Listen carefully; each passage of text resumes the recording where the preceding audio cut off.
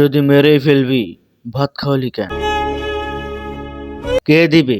কোন জাতি দেবে আমার এই প্রশ্নের উত্তর? আমি জানি কেউ দিতে পারবে না আমার এই প্রশ্নের উত্তর। মানে কতটা বর্বর জানোয়ারের বাচ্চা হলে একটা মানুষকে সন্দেহবশত মেরে ফেলতে পারে। এই যে লোকটা তোফাজ্জল হোসেন, সে একজন শিক্ষিত লোক এবং চাকরির জন্য ঢাকায় গিয়েছিল। ছাত্ররা চাকরির জন্য যে আন্দোলন করেছিল, সেই আন্দোলনে স্বয়ং তিনি কপালে লাল পতাকা বেঁধে তারপর অংশগ্রহণ করেছিল। বিনিময়ে আমরা তাকে কি উপহার দিলাম?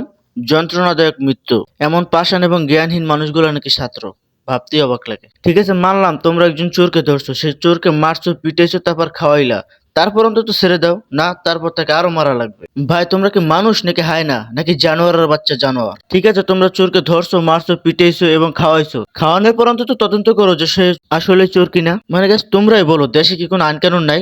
আইন কানুন কি একেবারে শেষ হয়ে গেছে? মানে গাছ এরা নাকি ছাত্র, আসলে তো এগুলো ছাত্র না, ছাত্র নামে জানোয়ার। আর আশেপাশে যে মানুষগুলো ভিডিও করছে, মজা নিছে, এরা তো আরো বড় জানোয়ারের বাচ্চা। তা যদি না হতো, এই লোকটা যে পরিমাণে যন্ত্রণা সহ্য করছে, সেই যন্ত্রণা দেখার পরেও কি তাদের মনে একটু মায়া মমতা জাগে নাই? মানে গেছে আমি বুঝি না এরা বিশ্ববিদ্যালয় থেকে কি শিক্ষা পেয়েছে, এগুলো শিক্ষা পেয়েছে। মানে গেছে আমি সব থেকে বেশি অবাক হয়েছি যে ওখানে উপস্থিত থাকা একটা ছাত্র বলেছে সে নাকি আবেগের বসে মেরেছে তোফাজ্জল হোসেনকে। মানে গাছ তোমরা একটু চিন্তা করে দেখো, ওর এতটা আবেগ যে একটা লোককে পিটিয়ে পিটিয়ে মেরে ফেলেছে আবেগের বসে।